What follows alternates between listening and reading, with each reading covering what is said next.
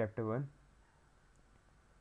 The chapter begins by describing a caged parrot repeating the same phrase and a mockingbird, the only one who understands the meaning behind the entire nuisance that the repetition causes to Mr. Pontellier. तो chapter 1 में हमें दिखाया जाता है कि कैसे एक caged parrot यानी कि जो पिंजरे में बंद एक पैरेट है वो बार बार एक मतलब सेम फ्रेज को रिपीट किए जा रहा है, ठीक है। और जो मॉकिंग बर्ड है, एक मॉकिंग बर्ड होता है एक तरह का बर्ड, वो ही जो है उस चीज़ को समझ पा रहा है उस फ्रेज़ को, क्योंकि वो फ्रेज़ जो है वो स्पेनिश लैंग्वेज में उसे बार बार एक तरह से बोल रहा है। तो मिस्टर पॉन्टेलियर उस स्पेनिश लैंग्वेज को तो समझते हैं नहीं, तो जिस आदमी को जो लैंग्वेज समझ में नहीं आएगी उसके लिए तो एक तरह से गिब्रिश ही माना जाएगा ना। वो परेशान होगा उस चीज़ से कि बार बार एक ही चीज़ रिपीट किया जा रहा है और मेरी समझ में भी नहीं आ रही। लेकिन सिर्फ वो जो मॉकिंग बर्ड है एक तरह का बर्ड, वही उस केज्ड पैरेट के उस फ्रेज़ को समझ पा रहा था। अब वो फ्रेज़ क्या था? गो अवे, हाँ ऐसे था, उसमें स्पेनिश में था एलिस वोन सप्रीस्ती, एलिस वोस एन सप्रीस्ती, यानी कि ये फ्रेंच फ्रेजेस, यहाँ इसमें फ्रेंच लिखा हुआ है, मैंने नेट पे देखा था तो इसमें स्पेनिश था। तो meaning go away for God sake. तो जो मॉकिंग बर्ड मतलब सॉरी जो केज्ड पैरेट था वो ये बोल रहा था go away for God sake, go away for God sake, एक ही चीज़ को बार बार रिपीट किए जा रहा था। The symbol of the birds is an evocative meaning within the book that helps to unify the novel. तो जो सिंबल ऑफ बर्ड्स है ना इसमें, इस बुक में, वो एक एवोकेटिव मीनिंग है।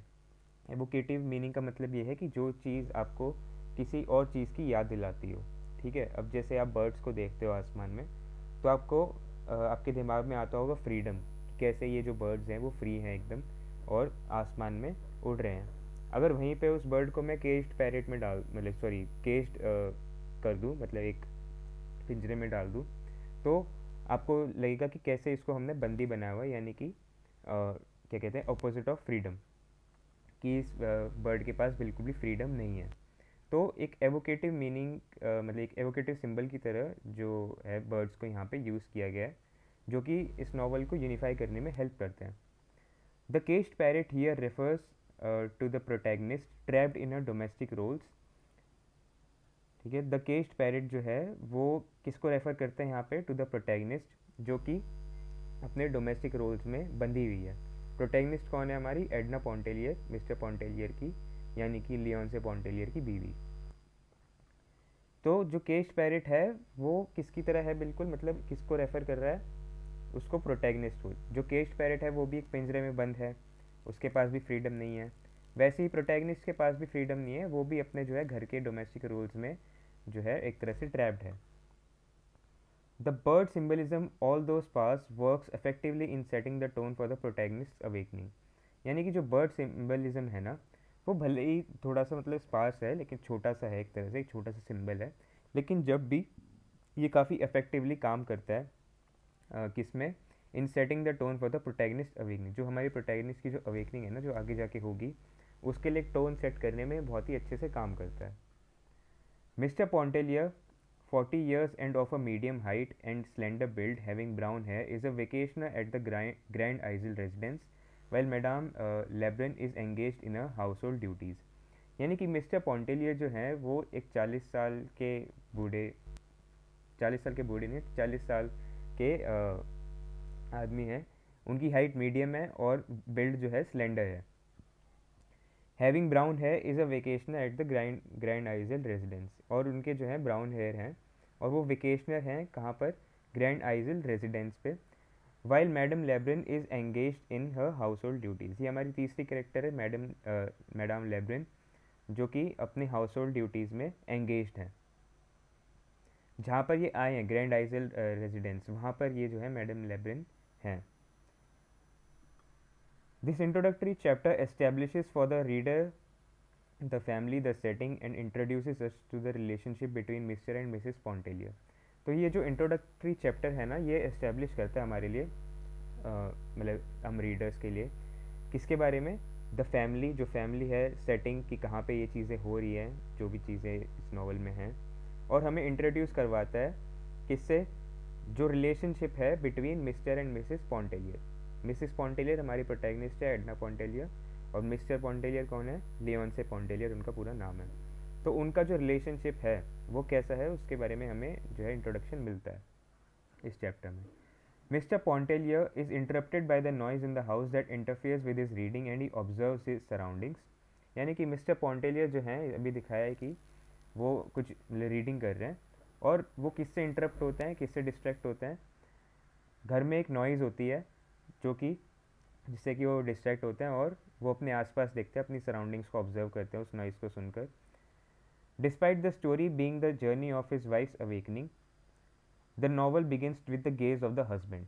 भले ये जो नॉवल है एक तरह से ये उसकी वाइफ की अवेकनिंग के बारे में है कि कैसे उसकी वाइफ की अवेकनिंग होती है.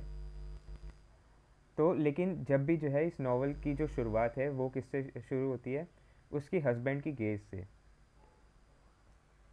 We are told that the Pontelliers have 2 children of ages 4 and 5. A quadroon looks after them while Mrs. Pontellier interacts with the young Robert Lebron. यानी कि हमें ये बताया गया है कि पॉन्टेलियर्स के 2 बच्चे हैं, एक की एज 4 है, एक की एज 5 है. एक क्वाड्रून उनकी देखभाल करती है जबकि while mister Pontellier interacts with the young Robert Lebrun. अभी जो है मिसिस पॉन्टेलियर यानी कि एडना पॉन्टेलियर वो यंग क्या कहते हैं रॉबर्ट लेब्रन से बात कर रही हैं और तब तक उनके बच्चों का ध्यान कौन रख रहा है, एक क्वाड्रून. यूजुअली भी एक क्वाड्रून ही उनके बच्चों का ज़्यादातर ध्यान रखती है, लेकिन फ़िलहाल प्रेजेंट की बात की जा रही है कि फ़िलहाल क्या हो रहा है. तो क्वाड्रून क्या होती है. अब क्वाड्रून से हमें ये पता चलता है कि जब ये नावल लिखी गई थी लेट 19th सेंचुरी में, उस टाइम पर रेसिज्म और जो स्लेवरी वगैरह थी वो काफ़ी चलती थी. तो क्वाड्रून किसे कहते हैं, क्वाड्रून एक फुल्ली ब्लैक उसको नहीं कहते हैं. एक पेरेंट वाइट होना चाहिए और एक पेरेंट ब्लैक होना चाहिए, उनके जो बच्चे होते हैं उन्हें एक तरह से क्वाड्रून कहा जाता है. मिसेस पॉन्टेलियर लुक्स एट एक minute Mrs. Pontellier looks at Mrs. Pontellier who had bathed in the afternoon and exclaims, "You are burnt beyond recognition." यानी कि मिस्टर पॉन्टेलियर जो हैं वो मिसेस पॉन्टेलियर को देखते हैं जिन्होंने मतलब अभी आफ्टरनून में जो कि नहाई थी और उसके मतलब कुछ टाइम बाद ही वो उन्हें देखते हैं और बोलते हैं, "you are burnt beyond recognition." यानी कि एक तरह से उनकी ब्यूटी की जो है एक तरह से बेइज्जती कर रहे हैं, उनके लुक्स की बेइज्जती कर रहे हैं कि तुम जो है एक तरह से बिल्कुल you are burnt beyond recognition, कि तुम्हें पता भी नहीं है कि तुम कितनी बदसूरत हो चुकी हो. तो ऐसा में से मतलब मिस्टर पॉन्टेलियर बोलते हैं. The narrator says, mister Pontellier looking at his wife, as one looks at a valuable piece of property which has suffered some damage. तो और ये बिल्कुल वो ऐसे टोन में बोलते हैं जैसे कोई इंसान जो है अपनी क्या कहते हैं एक वैल्यूएबल पीस ऑफ प्रॉपर्टी को देख रहा हो जिसको कि मतलब थोड़ा सा एक तरह से डैमेज हुआ है, और वो वैसे ही अपनी वाइफ को देखते हैं एक वैल्यूएबल पीस ऑफ प्रॉपर्टी की तरह. Mister Pontellier's remark reiterates the socio-cultural context where the wife was the husband's legal property and the author does not shy away from saying so bluntly. यानी कि mister पॉन्टेलियर का जो remark है ना वो किसको रिट्रेट करता है, द सोशियो कल्चरल कॉन्टेक्स्ट, कि उस टाइम पर ये बहुत ही नॉर्मल चीज़ थी कि जो घर पे जो आदमी थे वो अपनी पत्नियों को कैसे देखते थे, बिल्कुल एक प्रॉपर्टी की तरह कि ये जो है हमारी एक प्रॉपर्टी है, मेरे बच्चों का ध्यान रखेगी और मेरी प्रजनी को आगे बढ़ाएगी. तो ये बहुत ही नॉर्मल चीज़ थी उस टाइम का, एक तरह से सोशियो कल्चरल कॉन्टेक्स्ट को रिट्रेट करने मतलब करने के लिए ये रिमार्क डाला हुआ है. Way the wife was the husband's legal property and the author does not shy away from saying so bluntly. और ऑथर भी जो है वो बिल्कुल भी एक तरह से शर्माती नहीं है इस चीज़ को ब्लंटली बोलने के लिए, क्योंकि इट इज़ द ट्रूथ है ना, ये सच बात है, ऐसा होता था. The relationship between Robert and Mrs Pontellier looks friendly and innocent and foreshadows their affair later. तो जो रिलेशनशिप है ना between Robert and Mrs Pontellier वो एक तरह से बहुत ही फ्रेंडली दिखता है और इनोसेंट दिखता है, और उनका जो अफेयर है, जो आगे जाके उनका जो अफेयर होगा उसके मतलब उसको फोरशैडो भी करता है. फ़िलहाल तो जो उनका रिलेशनशिप है लाइक वो नॉर्मली एक दूसरे से बात कर रहे हैं, उनका जो रिलेशनशिप है वो बिल्कुल फ्रेंडली और इनोसेंट दिख रहा है, लेकिन वो उनके जो अफेयर है उसको भी फोरशैडो कर रहा है जो कि आगे जाके होगा, अभी नहीं है. Mister Pontellier is disinterested in the happenings at the house and leaves for Klein's at the game. Bidding his children goodbye, the children are fond of their father. Mister Pontellier जो है वो बिल्कुल डिसइंटरेस्टेड है कि घर में क्या हो रहा है, और वो चले जाते हैं कहाँ पर, क्लीन्स एंड द गेम, यानी कि वो बाहर एक तरह से कोई गेम वेम देखने, मैच वगैरह देखने, और क्लीन्स के यहाँ पे चले जाते हैं, अपने चिल्ड्रन को गुड बाय बोल देते हैं। जो बच्चे हैं they are fond of their father, यानी कि वो अपने मतलब फादर से बहुत जुड़े हुए हैं। The nameless woman in the black goes around counting her beats and surfaces repeatedly in the novel as a reminder of total submission of one's will। यानी कि जो नेमलेस वुमेन इन ब्लैक है ना, वो क्या करती है, goes around counting her beats. जो नेमलेस वुमेन इन ब्लैक यहाँ पे बोला गया है, अब आप लोगों को लग रहा होगा कि हो सकता है क्वाड्रून की बात कर रहे हो, क्योंकि यहाँ पे एक तरह से वही एक ब्लैक है, लेकिन यहाँ पे इन ब्लैक बोला है, तो कहने का मतलब ये है यहाँ पे एक विडो की बात की जा रही है। उस विडो ने इस नावल में एक तरह से कुछ बोला वोला नहीं है, उसको बस एज अ कैरेक्टर यूज़ किया है कुछ दिखाने के लिए, एक मीनिंग दिखाने के लिए। तो वो एक विडो होती है जो कि who goes around counting her beats and surfaces repeatedly, और वो बार बार आती है नावल में, किस लिए, as a reminder of total submission of one's will, कि कैसे जो सोसाइटी है वो एक विडो को कैसे ट्रीट करती है, और कैसे वो जो विडो होती है वो बिल्कुल एक तरह से सोसाइटी के नीचे होती है, कि सोसाइटी जो बोलेगी, जैसा बोलेगी उसे वैसा ही करना होगा, तो उसकी जो खुद की जो विल है वो बिल्कुल कुछ नहीं होती, वो एक तरह से टोटली सबमिसिव या सबमिशन एक तरह से उसकी विल का हो चुका होता है सोसाइटी की तरफ। Society dictates that being a widow she ought to have no desires of her own and she seems to have bowed down to that dictate। यानी कि सोसाइटी डिक्टेट करती है कि बीइंग अ विडो उसकी कोई एक तरह से खुद की डिज़ायर्स नहीं होनी चाहिए, because she is a window, and वो भी जो है, वो विडो भी जो है उसने भी एक तरह से घुटने टेक दिए सोसाइटी के आगे, टू दैट डिक्टेट, यानी कि जो डिक्टेट कर रही है सोसाइटी उसे डिक्टेटरशिप कह लो। The quadroon who looks after the Pontellier children is a reminder of the racism simmering in the background। यानी कि जैसा मैंने ऊपर बताया था आपको कि जो क्वाड्रून जो है, जो कि पॉन्टेलियर के चिल्ड्रन का ध्यान रख रही है, वो एक रिमाइंडर है कि जो रेसिज्म है वो आज भी चल रहा है, बैकग्राउंड में डाली हुई है, मतलब ये चीज़ बिल्कुल एक तरह से आगे होके नहीं बताया हुआ है कि रेसिज्म चल रहा है, लेकिन हाँ इससे हमें साफ यही पता चलता है कि रेसिज्म उस टाइम पे था। लोग एक तरह से स्लेव्स वगैरह को ख़रीदते थे और अपने घरों में उनसे काम करवाते थे। Chapter 2, through the conversation between minute through the conversation between Mrs Pontellier and Robert Lebrun we learn more about their background and aspirations. यानी कि जो कॉन्वर्सेशन मिसिस पॉन्टेलियर और रॉबर्ट लेब्रेन के बीच में हो रही थी, जो ऊपर उनका रिलेशनशिप बताया था ना कि अभी तो बहुत ही फ्रेंडली और इनोसेंट दिख रहा है, लेकिन ये जो है उनका अफेयर जो है उसको भी फोरशैडो कर रहा है जो आगे जाके होगा। तो उनमें जो कॉन्वर्सेशन चल रही है उससे हमें पता चलता है उनके बैकग्राउंड के बारे में और उनकी एस्पिरेशंस के बारे में, कि वो आगे जाके एक तरह से क्या क्या करना चाहते हैं, क्या अचीव करना चाहते हैं अपनी लाइफ में। The narrator describes the physical appearance and mentions that their complexion is similar. जो नरेटर है उसने उनकी जो फिज़िकल अपीयरेंस है, कि उनकी फ़िज़िकली बनावट कैसी है, उसको डिस्क्राइब किया है, और मेंशन किया है कि उनका जो कॉम्प्लेक्शन है, यानी कि उनका जो रंग वगैरह है, वो भी काफ़ी सिमिलर है। Robert works as a clerk, he is not very well off and mentions his intention of going to Mexico rather casually to further his prospects. यानी कि रॉबर्ट जो है वो एज अ क्लर्क काम करता है, और वो कहता है कि ही is not very well of, कि वो इतना मतलब एक तरह से ज़्यादा खुश वगैरह नहीं है अपने काम से, और वो मेंशन करता है कि वो जो है मेक्सिको जाएगा अपने क्या कहते हैं प्रोस्पेक्ट्स को फर्दर करने के लिए, यानी कि ज़िंदगी में और वगैरह कुछ जो है अचीव करने के लिए वो मेक्सिको जाएगा। Edna is an American and her French lineage is diluted. यानी कि एडना जो है, एडना के बारे में भी बताया कि एडना जो है एक अमेरिकन है और उसकी जो लीनिएज है वो फ्रेंच है, लेकिन वो डाइल्यूट हो चुकी है, यानी कि अब कोई भी उसकी लीनिएज में ज़िंदा नहीं है। Chapter 3, mister Pontellier returns home late at night in high spirits, Edna is sleepy and does not respond adequately to him, that disappoints him. यानी कि मिस्टर पॉन्टेलियर फिर दिखाया जो कि चले गए थे क्लीन्स एंड द गेम, वो जो है रात को घर पे लेट आते हैं इन हाई स्पिरिट्स, बहुत बहुत ही जोश वगैरह में होते हैं वो।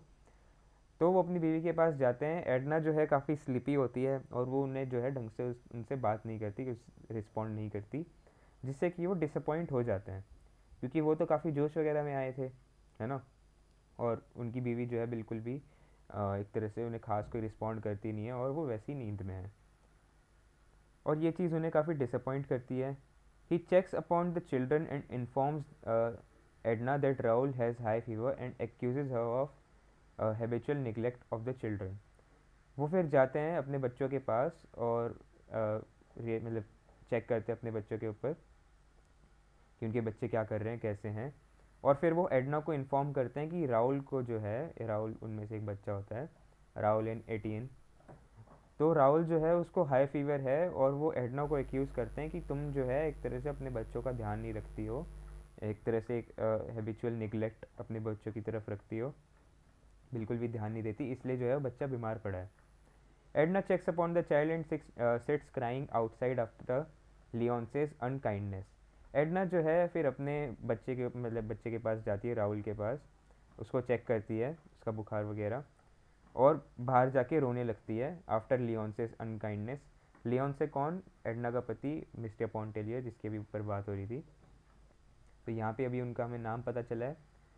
तो अपने पति की मतलब अनकाइंडनेस के बाद, जो कि उन्होंने बोला कि तुम बच्चों का बिल्कुल भी ध्यान नहीं रखती, वो बाहर जाके रोने लगती हैं। Their children and marriage is full of oppression and stereotypical gender rules and expectations where mister Pontellier as the rich provider of the family is ironically the best husband in the world.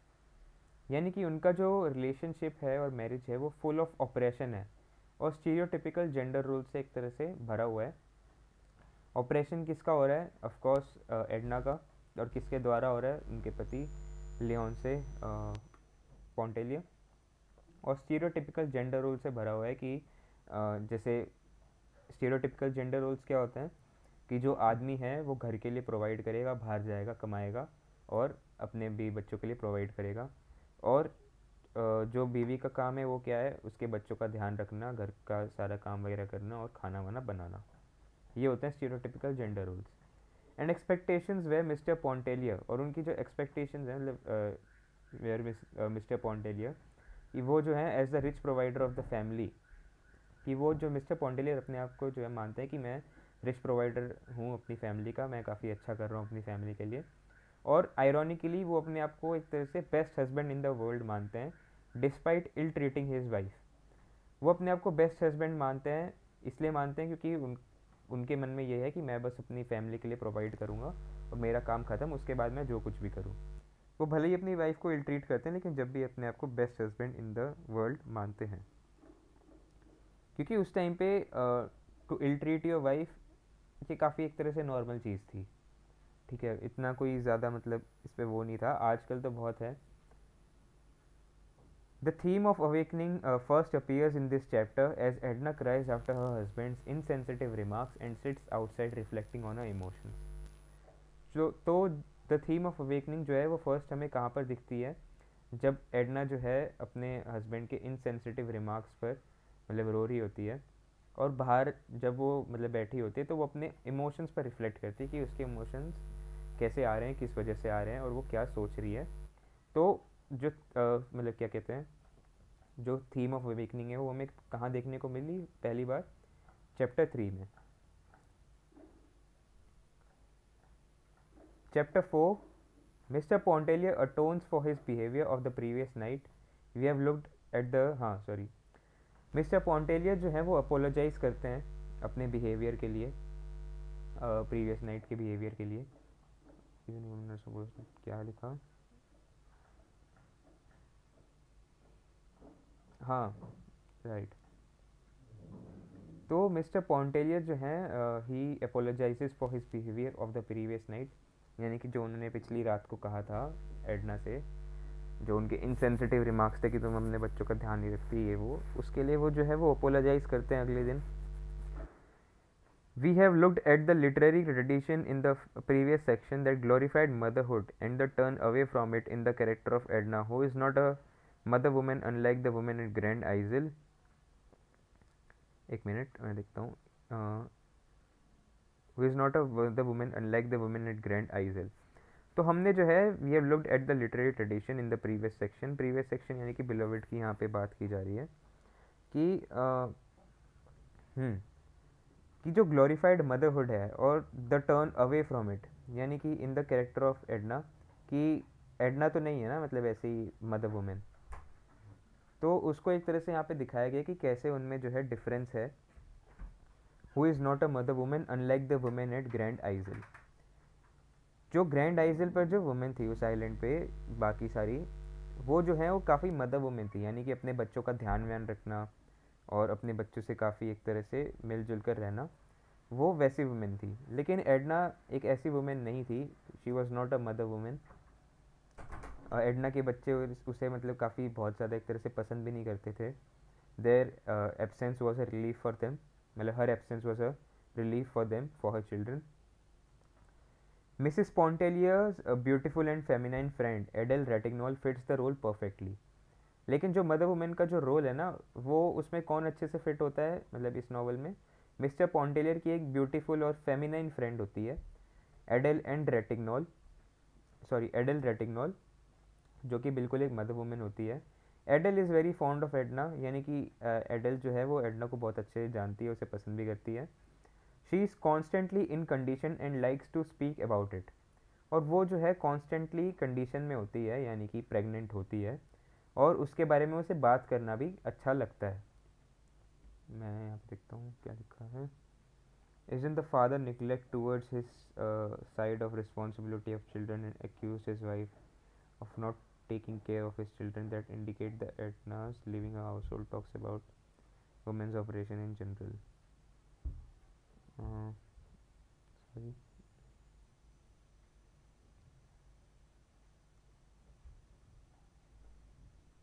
नहीं, I think उसके father का इतना ज़्यादा neglect नहीं था अपने बच्चों की तरफ. हमने अभी शुरू में पढ़ा था कि how the children were fond of their father, यानी कि उनकी उसके जो फादर थे वो फिर भी थोड़ा बहुत ध्यान रखते थे जितना उनसे हो पाता था. आई गेस मेरे हिसाब से तो यही है मतलब है, क्योंकि जब भी जो है बच्चे अपने फादर से अटैच होंगे, सीधी सी बात है, राइट. और भले ही वो बाहर मतलब काम वगैरह करते थे, ज़्यादा घर पे नहीं रहते थे. और जो एडना है, मेन उसकी ड्यूटी बनती है ऑफकोर्स, क्योंकि वो घर पे रहती है, लेकिन उसके घर पे रहने के बावजूद her children are not fond of her. तो उसका एक बहुत बड़ा मीनिंग बनता है, और इसमें लिखा भी हुआ है कि she is not a mother women, जिसमें कि उसको जस्टिफाई करने की भी आगे जाके कोशिश की गई है, क्योंकि उसकी मदर नहीं थी तो उसे पता नहीं है कि मदर वुमेन होना कैसा होता है. बाद में बात करेंगे इसके बारे में. She is constantly in condition, यानी कि वो हमेशा जो है प्रेग्नेंट रहती है, एडल रेटिग्नॉल, और उसको उसके बारे में बात करना ही बहुत अच्छा लगता है अपनी प्रेगनेंसी के बारे में. Mrs Ratignolle is a Creole, so is mister Pontellier, and speaks freely of a pregnancy and childbirth, whereas Edna is not. यानी कि मिसिस रेटिग्नॉल जो है वो एक क्रियोल हैं, और साथ ही में मतलब मिस्टर पॉन्टेलियर भी जो है एक क्रियोल हैं. क्रियोल कौन होता है, यहाँ पे लिखा हुआ है, a person descended from the original French settlers of Louisiana, especially of the New Orleans area, as used by Chopin, an aristocrat of French and Spanish heritage. तो ये सारे जो लोग होते हैं, मिसेस रेटिग्नॉल वगैरह, ये सब एक क्रियोल होते हैं. इवन लियोन से पॉन्टेलियर भी एक क्रियोल है, लेकिन एडना पॉन्टेलियर जो है वो एक क्रियोल नहीं है. And speaks freely of a pregnancy and childbirth, whereas Edna is not. Mrs Ratignolle एक क्रियोल है और वो अपनी प्रेगनेंसी और चाइल्ड बर्थ के बारे में फ्रीली बात करती हैं, जबकि एडना ऐसी नहीं है, वो ऐसी चीज़ों के बारे में बात नहीं करती, और ना ही वो एक क्रियोल है. She is inhibited and is baffled by the freedom of expressions in Creoles. यानी कि वो काफ़ी इनहिबिट और बैफल होती है जब उसे ये पता लगता है कि ये क्रियोल्स जो हैं कितना फ्रीली एक्सप्रेस करते हैं अपने आप को, इनके यहाँ पे फ्रीडम ऑफ एक्सप्रेशन कितना ज़्यादा है. This chapter foreshadows the awakening of Edna Pontellier, whose main catalyst ironically is Adele Ratignolle, the mother woman. यानी कि ये जो चैप्टर है ये फोरशैडो करता है एडना पॉन्टेलियर की अवेकनिंग को, जिसकी मेन कैटलिस्ट आयरॉनिकली कौन है, एडल रेटिग्नॉल द मदर वुमेन. ठीक है. एडल रेटिग्नॉल जो हैं मेन रीज़न बनती हैं, एक तरह से मेन कैटलिस्ट हैं, जिसकी वजह से एडना पॉन्टेलियर की जो अवेकनिंग है वो मतलब शुरू होती है या ज़्यादा आगे बढ़ती है। और जबकि ये एक मदर वुमेन है, एडना पोंटेलियर एक मदर वुमेन नहीं है, लेकिन जब भी जो है इसे फिर भी एक मोटिवेशन या इनकरेजमेंट मिलती है अपनी अवेकनिंग के लिए, एक फ्री वुमेन बनने के लिए। The narrator is sarcastic in his description of the mother woman at Grand Isle. However, ironically, it is the mother woman Adele who leads the awakening of Edna Pontellier, striving to become a new woman. यानी कि जो narrator है ना, वो अपनी description में जब वो डिस्क्राइब कर रही होती है मदर वुमेन को जो कि ग्रैंड आइजल पे रह रही हैं, उसको काफ़ी एक तरह से सार्केस्टिक वे में एक तरह से डिस्क्राइब करती हैं। However ironically it is the mother women Adèle. Ironically जो है जो मतलब मदर वुमेन एडल हैं जो कि एडना पॉन्टेलियर की अवेकनिंग का रीज़न बनती है, उसको लीड करती हैं उसकी अवेकनिंग को। Striving to become a new women, जो कि एडना जो है एक मतलब न्यू वुमेन बनना चाहती थी। उसकी जो अवेकनिंग है उसका मतलब एक तरह से मेन जो क्या कहते हैं रीज़न था, और जो मेन वुमेन थी जिस वजह से वैसी बनी आगे जाके, वो कौन थी? एडल। Mrs. Pontellier, who is married to a Creole husband, is also established as an outsider. She is taken aback by the frankness of the Creole woman, as she, as an outsider, has never witnessed such openness and is much reserved and inhibited. तो Mrs पॉन्टेलियर जो हैं वो उनकी शादी हुई है creole husband से, ठीक है। Is also established as an outsider, और वो भी जो है एक तरह से यहाँ पे एक आउटसाइडर ही है, क्योंकि यहाँ पर सब क्रियोल्स हैं और एडना पॉन्टेलियर जो है क्रियोल नहीं है। वो जो है she is taken aback by the frankness, यानी कि वो काफ़ी ज़्यादा ना एस्टोनिश होती हैं किससे? जो फ्रैंकनेस क्रियोल वुमेन के अंदर है। क्रियोल वुमेन कितना फ्रीली बात करती हैं, कितना ओपनली बात करती हैं, उससे वो काफ़ी ज़्यादा एक तरह से एस्टोनिश्ड है, क्योंकि वो एक आउटसाइडर है और उसने कभी एक तरह से पहले ऐसी मतलब फ्रैंकनेस और ओपननेस वुमेन में देखी नहीं, और वो खुद जो है काफ़ी ज़्यादा रिजर्व्ड और इनहिबिटेड हैं। Chapter 5, the intimacy and friendship between Robert and Edna grows. Robert habitually devotes himself every year to some beautiful women. यानी कि जो इंटीमेसी और फ्रेंडशिप है ना रॉबर्ट और एडना के बीच में, वो धीरे धीरे जो है बढ़ रही है। और रॉबर्ट का क्या है? रॉबर्ट एक ऐसा इंसान है जो कि हर साल अपने आप को किसी ब्यूटीफुल वुमेन को जो है क्या कहते हैं डिवोट करता है, यानी कि किसी ब्यूटीफुल वुमेन के साथ एक लाइट रोमांटिक रिलेशनशिप में आता है। उसे फ़र्क नहीं पड़ता कि वो वुमेन एक विडो है या फिर मैरिड है, वो बस एक लाइट रोमांटिक रिलेशनशिप में आता है। और वैसा ही वो जो है एडना के साथ भी कर रहा था। और क्रियोल्स में एक तरह से देखा जाए तो आई गेस ये काफ़ी नॉर्मल चीज़ है। His subject of admiration this year is both एडेल and Edna, यानी कि उसकी जो सब्जेक्ट ऑफ एडमिरेशन है वो कौन है? एडेल है और एडना है, दोनों ही मैरिड वुमेन है, ठीक है। और जैसा कि मैंने बोला कि उसे फ़र्क नहीं पड़ता कि वो मैरिड हो या विडो हो, इस टाइम पे वो जो है इस ईयर वो एक तरह से दो औरतों को एक तरह से डेट कर रहा था at the same time. Mrs. Pontellier is fascinated by the beauty of the fair Madonna Adele Ratignolle and chooses Mrs. Ratignolle as a subject for painting. हाँ, मैं आपको एक बात बता दूँ, सिंस एडेल इज़ अ क्रियोल और रॉबर्ट भी एक क्रियोल है, तो एडेल को पता है कि मतलब उनकी जो क्या कहते हैं एक जो क्रियोल लोग हैं वो ऐसे करते हैं, तो एडेल जो है उसको सीरियसली नहीं लेती रॉबर्ट को।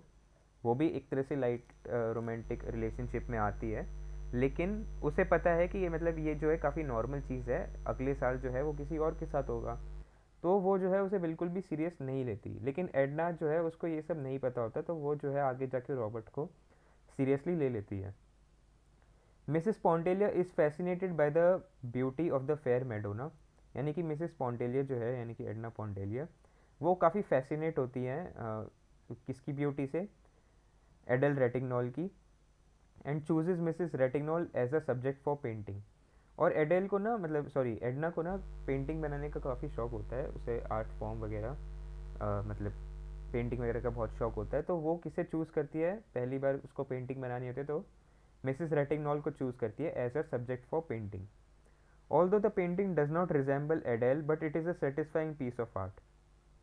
भले ही जो पेंटिंग है वो एडेल को मतलब एक तरह से रिजेंबल नहीं कर रही है एडल की पेंटिंग है तो एडल जैसी दिखनी चाहिए, लेकिन वो एडल जैसी इतनी दिख नहीं रही है, लेकिन फिर भी जो है उसे एक सेटिस्फाइंग पीस ऑफ आर्ट हम कह सकते हैं। This chapter hints at Edna Pontelier's journey as an artist. She is said to dabble into painting, and her first subject is a woman whom she greatly admires and is a foil to her character. यानी कि ये जो chapter है ये hint करता है Edna की journey, मतलब एडना की जर्नी एज एन आर्टिस्ट की आगे जाके जो है इससे ही हमें इस चैप्टर से पता चल रहा है कि एडना का एक क्या कहते हैं इंटरेस्ट है आर्ट के अंदर, पेंटिंग वगैरह बनाने के अंदर। तो उससे जो है हमें एक हिंट मिलता है कि उसकी जर्नी एज एन आर्टिस्ट जो है आगे प्रोग्रेस होने वाली है।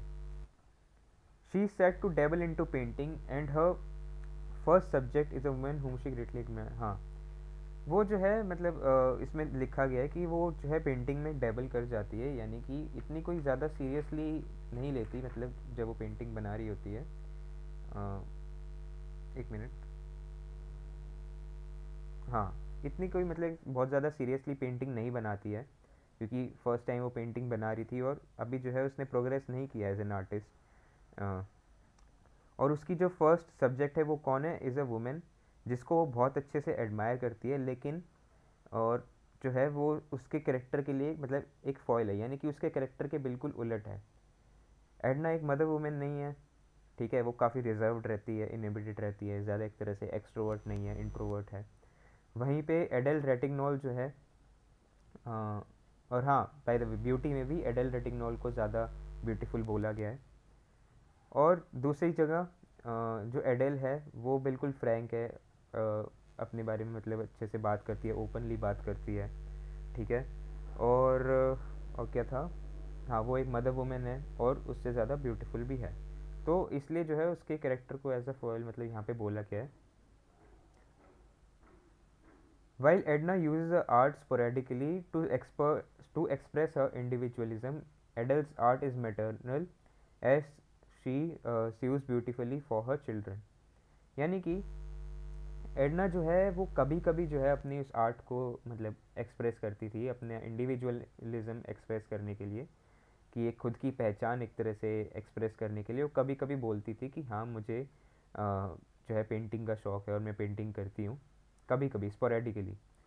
एडल की जो मेन आर्ट है वो मैटरनल है, यानी कि वो एक मैटरनल आर्ट है, क्योंकि वो जो है वो अपने बच्चों के लिए बहुत अच्छे से जो है सीव करती है, यानी कि कपड़े वगैरह सिलना वो काफ़ी अच्छे से करती है।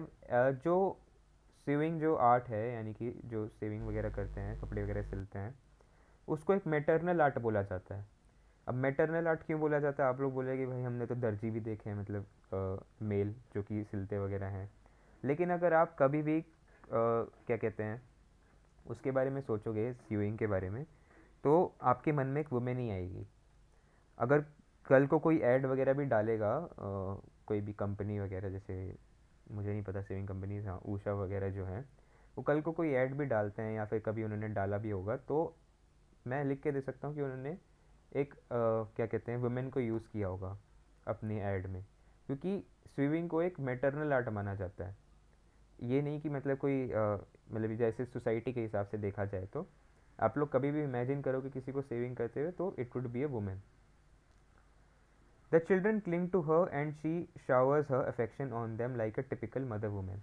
और जो चिल्ड्रन जो हैं वो they cling to her and she showers her affection on them like a typical mother women, यानी कि उसके बच्चे उससे काफ़ी जुड़े हुए हैं। यहाँ पे ये लिखा हुआ है, लेकिन आगे जाके इसमें यही लिखा हुआ है कि उसके बच्चे जो हैं मतलब जब वो नहीं रहती तो दे आर एट रिलीफ, तो उसके बच्चे जो हैं उसके साथ जुड़े रहते हैं। And she showers her affection on them like a typical mother women, और वो जो है अपना अफेक्शन जो है अपने बच्चों के ऊपर शावर करती है, बिल्कुल एक टिपिकल मदर वुमेन की तरह, लेकिन वो एक्चुअली में मदर वुमेन है नहीं, इसमें डिफरेंस है।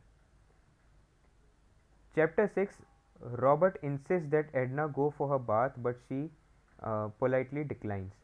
रॉबर्ट जो है एडना को बोलता है कि तुम नहाने जाओ, और लेकिन वो पोलाइटली जो है डिक्लाइन कर देते कि नहीं, मुझे नहीं जाना। She reconsiders her decision and begins to recognize her relations as an individual to the world within and about her. तो वो जो है अपना डिसीजन जो है रिकन्सिडर करती है और बिगिंस टू रिकग्नाइज, मतलब अपने जो रिलेशंस है ना एज एन इंडिविजुअल, उसके जो एज एन इंडिविजुअल वर्ल्ड के साथ जो रिलेशनशिप हैं, एक वर्ल्ड जो उसके अंदर है और बाहर का वर्ल्ड, उसको वो जो है रिकॉग्नाइज करती है और अपने डिसीजन को रिकन्सिडर करती है. She finds that the voice of the sea is seductive and holds the body in a soft close embrace. यानी कि वो मतलब शी फाइंड्स आउट कि जो सी की जो वॉइस है ना, वो काफ़ी ज़्यादा सेडक्टिव है और वो बॉडी को होल्ड करती है. मतलब एक तरह से जो सी की जो आवाज़ है और जो सी है वो बॉडी को होल्ड करती है किसमें, एक सॉफ्ट और क्लोज एम्ब्रेस में.